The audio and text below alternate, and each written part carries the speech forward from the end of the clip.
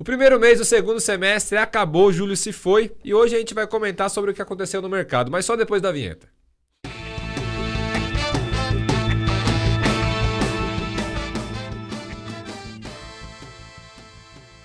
Finalizamos aqui mais um mês, começamos o segundo semestre, julho acabou e aí mais um mês positivo. Alguns meses em sequência, março um bom mês, abril, maio, junho, julho mais uma vez e hoje a gente vai comentar sobre isso. Comentar o que traz esse otimismo para o mercado.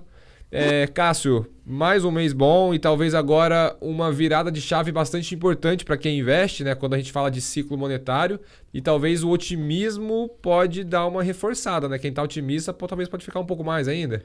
Essa é uma palavra que a gente não escutava há bastante tempo no mercado, principalmente no mercado local, otimismo. E ela se faz mais presente a partir dos últimos eventos, a partir de julho. Claro que você falou bem aí que o mercado vem muito bem desde março, só que julho é a consolidação, talvez, desse otimismo, eu acredito, depois de alguns meses de alta e de uma maior tranquilidade em vários setores do mercado, essa palavra talvez ganhe corpo novamente. Os próximos meses, a gente até fala disso no último vídeo, no vídeo que a gente comenta o fechamento do semestre, primeiro semestre, que os próximos meses pode ser muito, muito mais leve do que os meses passados, nos últimos 18 meses, para ser honesto. Então, sim, é uma palavra que está de volta ao jogo, de volta à mesa, dado vários eventos, mais eventos que sempre vão ser relembrados aqui, e principalmente as palavras como inflação e juros é o que está ditando isso. Meses positivos aqui e nos Estados Unidos, né? Aqui, devido ser o nosso mercado local, nossa casa, e os Estados Unidos é inevitável de não ser sempre comentado devido ao tamanho e relevância dele na economia global. Perfeito. E antes de mais nada, quem não está inscrito, não esquece de se inscrever no nosso canal. A gente posta vídeos semanalmente sobre o cenário de investimentos. Se você prefere ouvir no Spotify, ouvir em algum canal de áudio, a gente está por lá também. E se você conhece alguém que ainda não acompanha, mas que busca esse tipo de conteúdo, manda para ele. Às vezes ele gosta do nosso conteúdo e passa a acompanhar a gente por aqui. Até para a pessoa que está ouvindo não achar estranho, né? A gente fala que março foi um bom mês. Março começou tudo, né? No final de março a gente fechou o Ibovespa com 2,91 negativo. Então em números não fechou bem.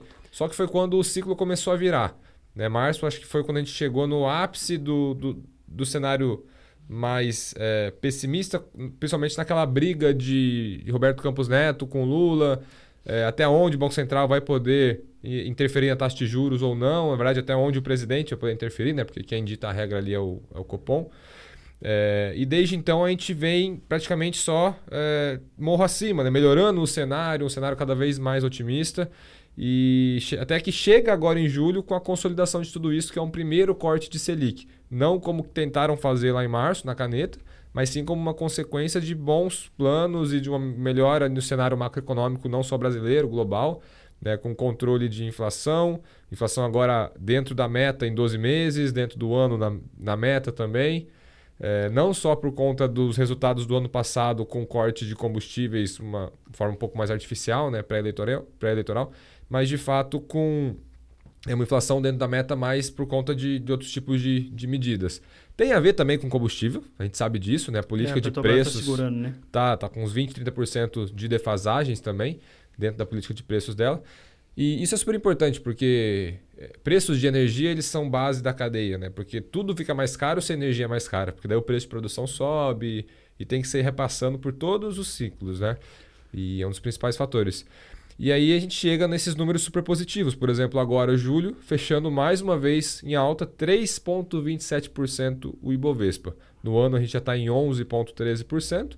E aí, às vezes, até aquela pessoa que gosta de investir e está muito confortável com a renda fixa tem que se mexer. Porque a tendência agora, com esse primeiro corte de juros, né, de 13,75 para 13,25, tendência é que comece agora um ciclo de queda e a renda fixa comece a pagar menos.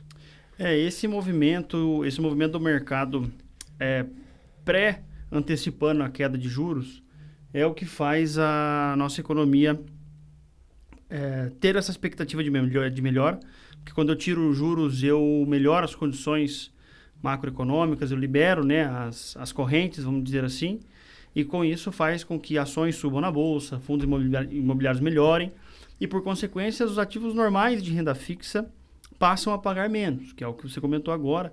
Então, o CDB ali tradicional do banco, uma LCI, uma LCA, eu tenho, de fato, a perda parcial dessa rentabilidade conforme o Banco Central vai diminuindo a Selic. A perda não que eu tenha um prejuízo, mas começa a render menos. Ele vai diminuindo a minha rentabilidade Perfeito. a cada movimento do Banco Central.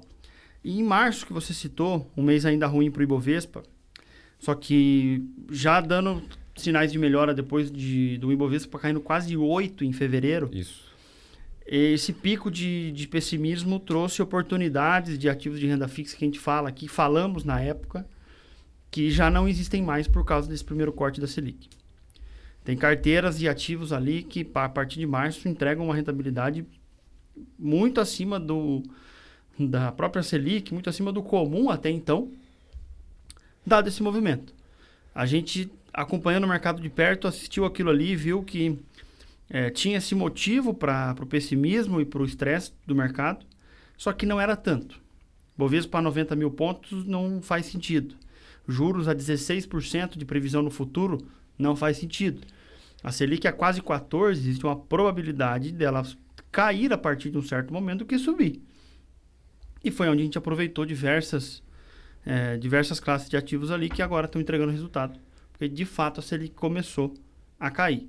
Então, julho foi só um mês ali que carimbou esse movimento. Carimbou que o Brasil caminhava, de fato, para no dia 2 de agosto ter uma queda na taxa básica de juros da economia. E, com isso, tivemos mais um mês otimista e de alta em Bovespa, fundos imobiliários. Você falou mais algum ali que entregou valor. O dólar, se não me engano, caiu. Sim. O IFIX 1,32 de alta, IFIX, média, que é o dos fundos imobiliários, né? Já está em 11,51% no ano. Dólar, queda de 1,25%. No ano já cai mais de 10%, 10,40%. E HFA, que é o índice dos fundos multimercados também, 1,46% em julho, 5,53% no ano. Isso traz, de fato, um alívio, porque a gente abre o ano com um cenário de muita incerteza, principalmente vindo de Brasília. E esse corte agora no dia 2 de agosto. Foi em agosto, a gente está falando de julho, mas julho foi um mês inteiro pensado e na espera desse movimento que aconteceu no dia 2 de agosto. Então, claro que nos Estados Unidos tem algumas coisas extras, como os balanços das empresas, lá, enfim, já fala disso. Sim. Mas por aqui, a expectativa do que viria do Banco Central, tanto em decisão, votos e pronunciamento depois da decisão, foi o que fez julho. Foi o que fez preço em julho. E foi uma decisão muito dividida, né? Como há tempos a gente não via. Foram, se não me engano, o resultado foi 5-4, né? 5-4. Então, estava 4-4, o último voto sempre é do presidente. Campos Neto votando ali para queda de 0,50. A dúvida era 0,50 ou 0,25. O que ia cair, a gente sabia, né? Já tinha muito precificado.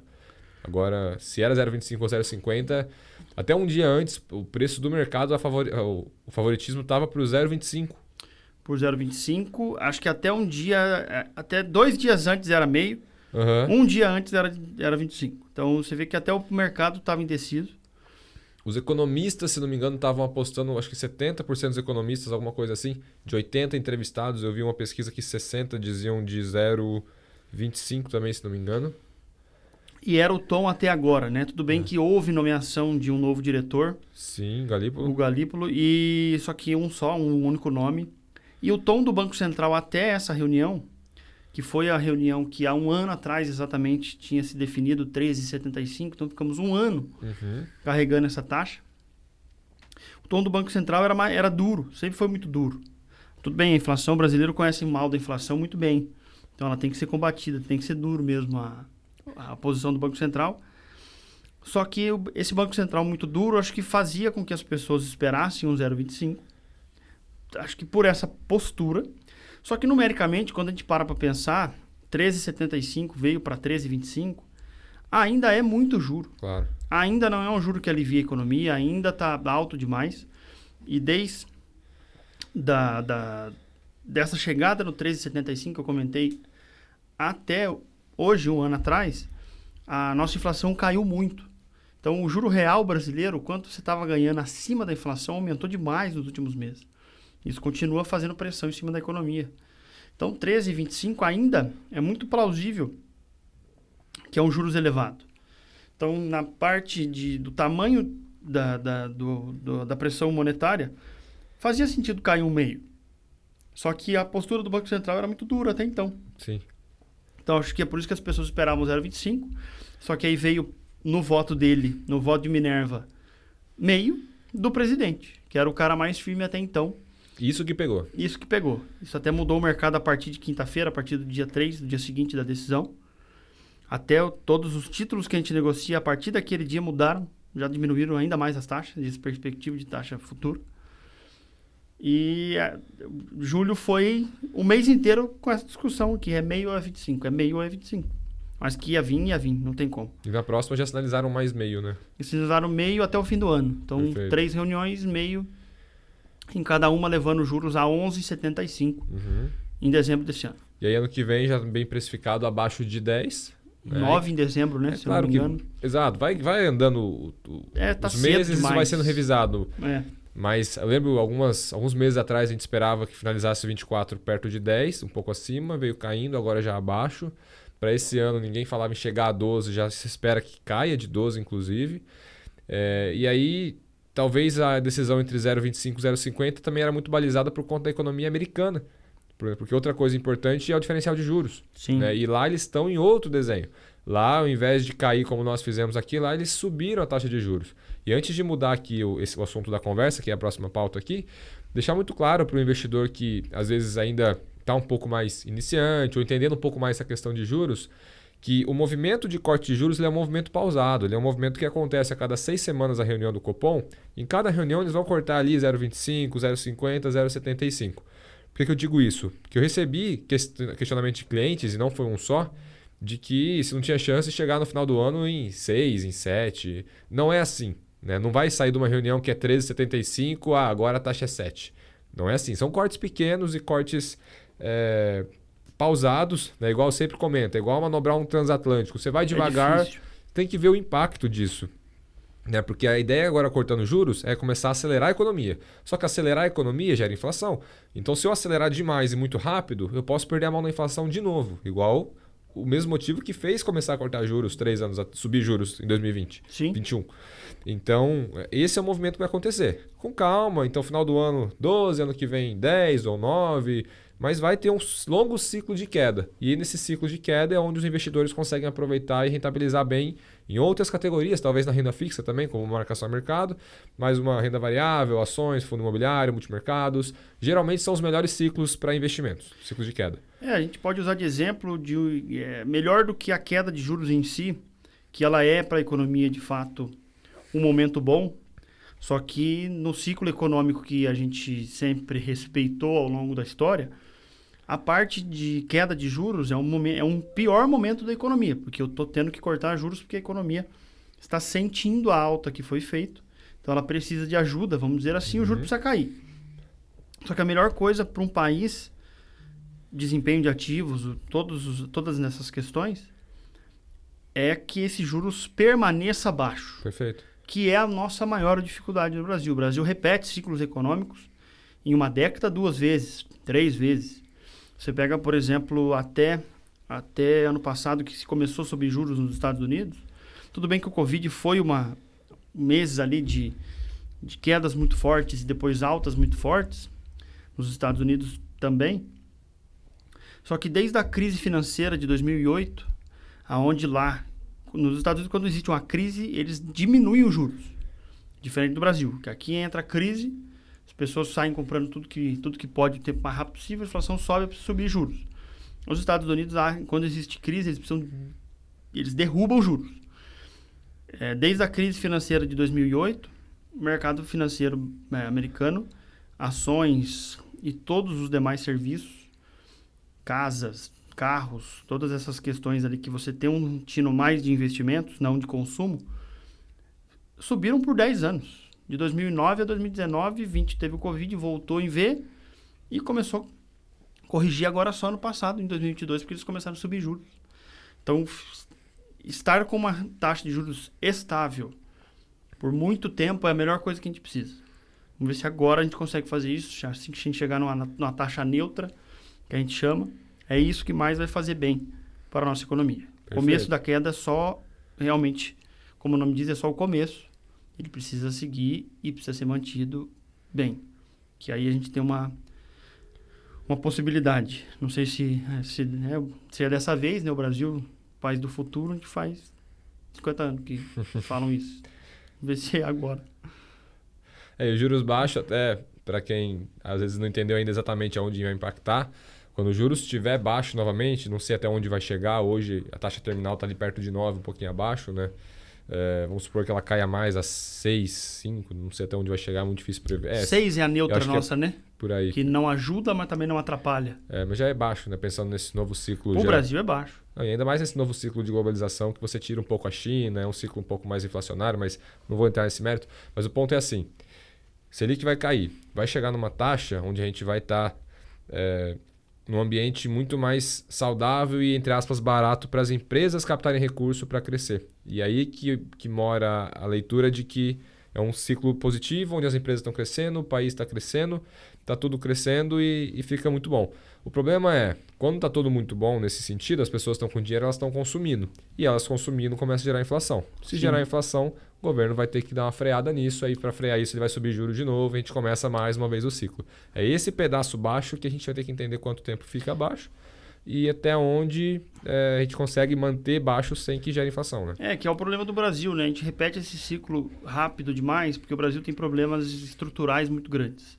Por que nos Estados Unidos as pessoas ganham mais ano a ano, mas a inflação há décadas nunca foi um problema? Que cresce. Porque cresce, porque lá expande, lá eu tenho sempre mais indústria, mais gente vendendo as coisas. O preço nunca sobe porque eu tenho sempre mais pessoas comprando e gastando, mas eu sempre tenho mais pessoas vendendo alguma coisa. Uhum. Tenho infraestrutura para entregar, então o frete nunca sai do lugar. O Brasil, se ele crescer demais 5, 6% ao ano, 2 anos seguidos, ele engasga. O Brasil não tem infraestrutura de logística para crescer 7% ao ano igual a China. Uhum. Então, por isso que a gente tem esse problema de o ciclo de queda de juros durar pouco.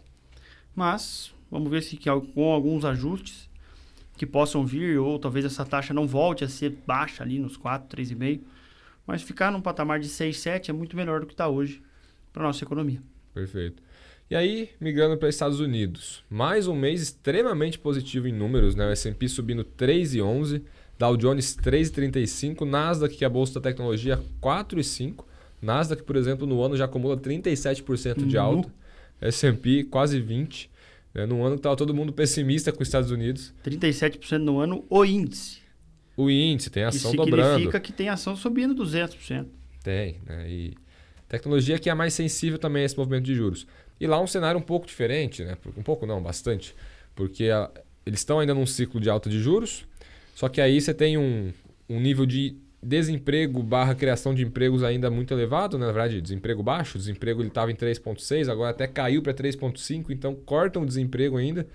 Criação de emprego, 200 mil por mês, todos os meses. Uma economia que não enfraquece, né? Não enfraquece. Eles saíram de um juro quase neutro para 5,25, né? Agora subiram mais 0,25 esse mês. E aí, o que se discute é até onde vai. Né? A leitura agora é que pode ser que seja um último aumento. Talvez eles fiquem aí 1, 2 reuniões parados para dar mais um aumento. Claro, vai depender um pouco de inflação, né? De CPI, PPI, de como vai vir emprego. Porque o emprego ele é super importante, essa questão da inflação. Para quem ainda não entende essa correlação. Imagina um cenário que você tem que contratar uma pessoa, só que está todo mundo empregado. Não tem desemprego no país. O que você vai fazer? Você tem que pagar mais que o concorrente. Sim. E se você paga mais que o concorrente, esse cara tem mais dinheiro. Se ele tem mais dinheiro, ele vai comprar mais coisas. E aí você vai gerar inflação na economia. Claro que eu simplifiquei aqui o modelo, mas é assim. E esse é o ponto principal que falta para a gente conseguir parar os juros americanos. E o americano tem na essência dele o consumismo, né, cara? Eles gastam demais, eles ganham demais, o dinheiro deles vale muito, então as coisas, né, sempre inversamente valem pouco. E eles consomem mesmo, eles trocam de carro em meses, um ano no máximo. Eles trocam as coisas sem precisar. TV, eletrônicos, de modo geral. É mais barato, às vezes, você trocar do que arrumar. Porque o custo da mão de obra é muito caro. O PIB per capita americano hoje roda em torno de 76 mil dólares. 330 milhões de pessoas, mais ou menos. O nosso é 7 mil dólares ano. Então, a diferença é muito grande nessa parte do consumo. Então, esse é um puta desafio para o Banco Central americano. Mas, pelo jeito, estão fazendo. A inflação era 8, está 3, caminhando para 2. É o soft landing, né? sem que a economia enfraqueça. Sim. Então é isso que a Bolsa está precificando, e uma coisa que eu acho que espantou bastante eles, o peso das empresas de tecnologia na América é gigantesco hoje em dia. Uhum. Elas são as estrelas maiores ali da Bolsa. Microsoft, Apple, Amazon, você vai longe nessa lista das coisas que a gente mesmo utiliza aqui no Brasil, o próprio Netflix, Uber e tudo mais. Só que eles trouxeram uma questão que talvez não tinha sido pensada quando criou-se um pessimismo na Bolsa de lá, que é o fato de que é fácil para as empresas de tecnologia repassar para frente a inflação. Sim. E eu tive, todos nós tivemos reajuste em todas as nossas assinaturas. Sim. O Google, esse mês, eu lembro de receber o e-mail agora, faz poucos dias. YouTube, né? Subiu o YouTube Premium. Não subiu pouco, não. Não sei, acho que está 10% em valor de Foi por aí. em BR, em dólar, em real. Então, eles reajustam as coisas.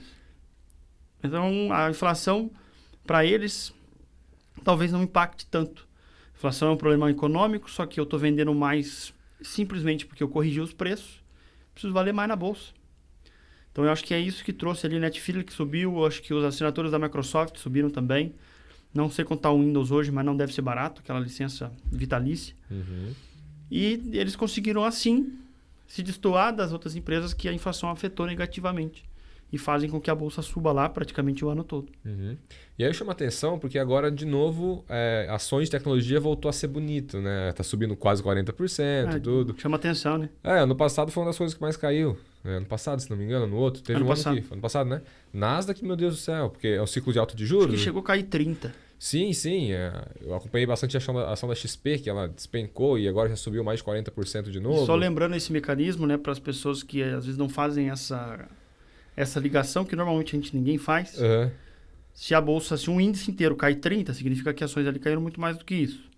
Só que se alguma coisa cai 30%, precisa subir 50%, no mínimo, para chegar perto do que era antes. Uhum. Então, está subindo 37%, mas ainda não está no topo. Uhum. É uma recuperação que está acontecendo. Ainda não é quem era a Nasdaq no final de 2021, mas está chegando lá. O mercado está entendendo de que a queda do ano passado foi irracional. Não, perfeito. Colocando números nesse raciocínio, né? Tem R$10. Uma ação de R$10. Caiu 50%, ela vale 5. Se ela subiu 50% agora, ela está a 7,5%.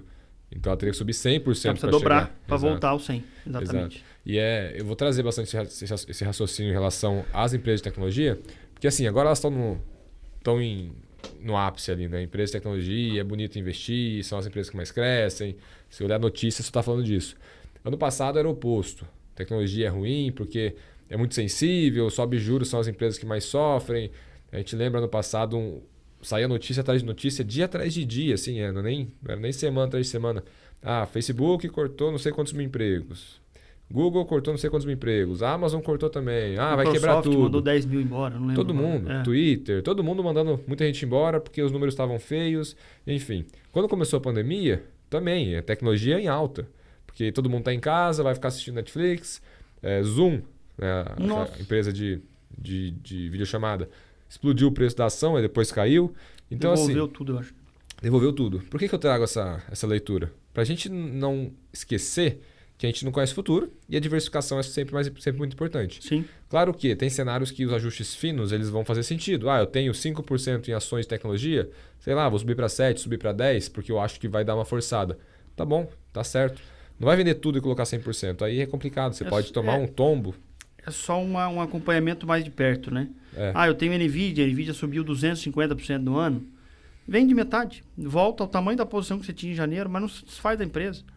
Vai que esse troço continua subindo. Sim. É quem vendeu ações da Apple quando ela valia $1 trilhão, porque nada no mundo vale $1 trilhão, porque a partir de agora ela não vai dobrar de novo. Vale 3 trilhões hoje. Sim. Então não...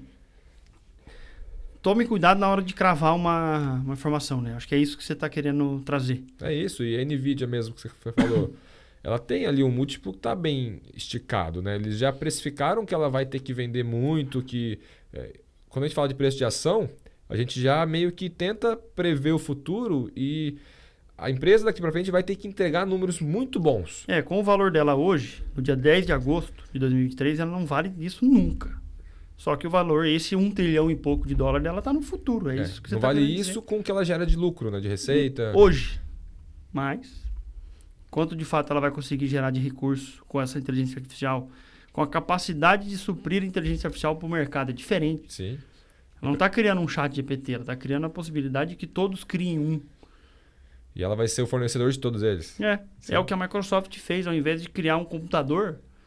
Não, eu vou criar um sistema que todos os computadores do mundo vão usar. Sim. E eu, como investidor, se eu acredito nessa tese, eu invisto. Né? Porque... Então é um conselho bom mesmo esse teu. É isso. O que mais? E último ponto, fechando, né? Ponto importante, mas que ao mesmo tempo não sei se já vai impactar muita coisa, são as notas de risco do Brasil e dos Estados Unidos. Isso também, Estados Unidos teve nota rebaixada no dia 1º de agosto, a gente está falando de agosto, mas também é bem relevante. Foi bem na viradinha, acho que vale a gente... Que foi dia 1, né? Dia 1, né? Você comentou que foi dia 1º. Nota dos Estados Unidos AAA, e aí a Fitch rebaixou para AA+. Inclusive, essa semana rebaixou também a nota de alguns dos bancos americanos. Ela trouxe de 10 para 9. Numa escala numérica, né? Ela trouxe de 10 para 9. De 10 para 9,5, né? Ela trouxe de 10 para 9. Isso é bem superficial, não quer dizer que agora é perigoso investir nos Estados Unidos, nada disso. É o único país do mundo que é 9. Era o único que era 10, é o único que é 9 agora, então os Estados Unidos. Tem alguns AAA ainda, tem uns 10. Tem alguns AAA. Mas assim, Estados Unidos é a principal economia do mundo. Né? Se eles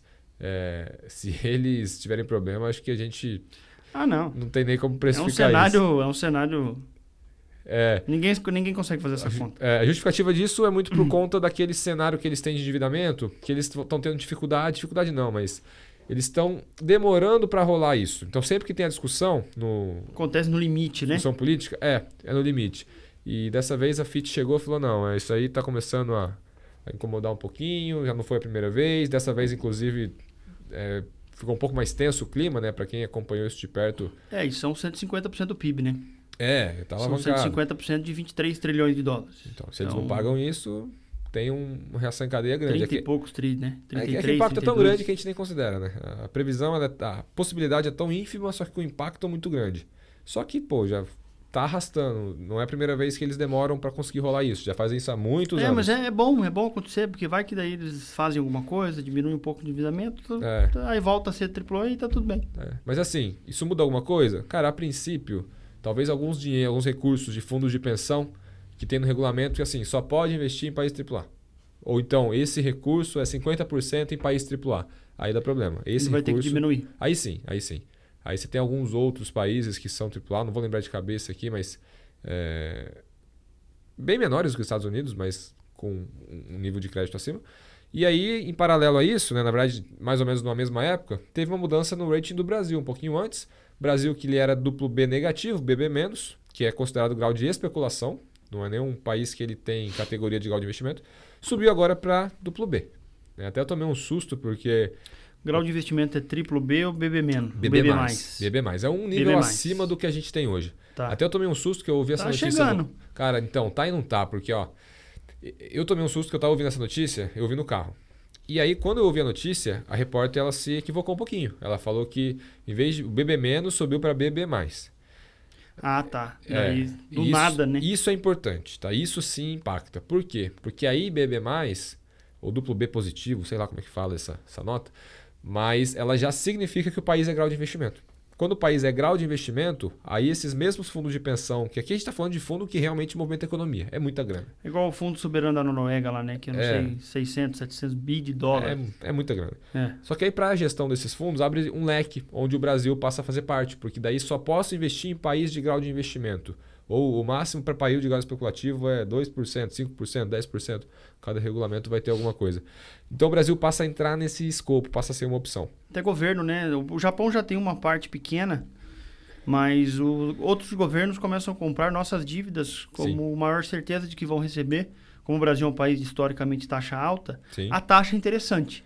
Mas eles precisam que seja BB+, para que eles possam comprar esses ativos. Exato. E mais dinheiro, cada vez mais dinheiro aqui dentro. Exato. E aí tem a ver com uma melhoria fiscal, algumas reformas que vêm sendo feitas. A questão aí, basicamente, quando você fala em rating, qual que é a probabilidade de eu não receber ou ter um problema eu gosto de receber. Eu gosto de lembrar do exemplo de que em 2011, a gente tinha a gente abriu 2011 com um PIB brasileiro de 2 trilhões e meio de dólares. 2 trilhões e 600 quase. E a gente perdeu o grau de investimento em 2014 e 2016. Vamos trazer até hoje.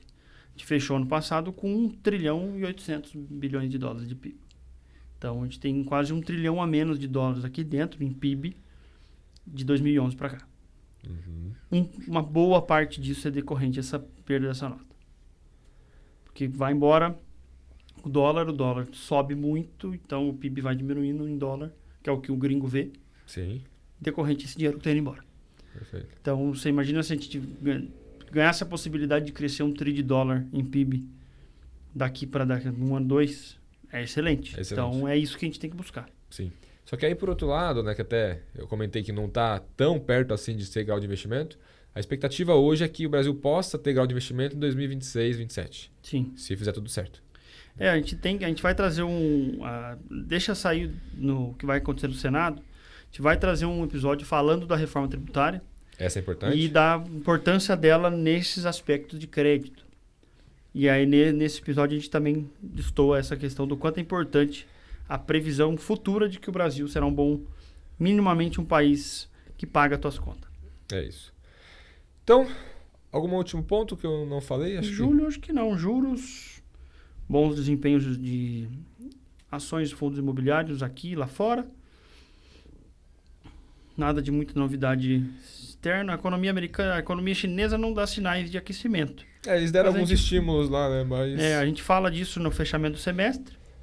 Hoje teve, de ontem para hoje, notícia de que talvez mais uma incorporadora imobiliária lá não está nada bem.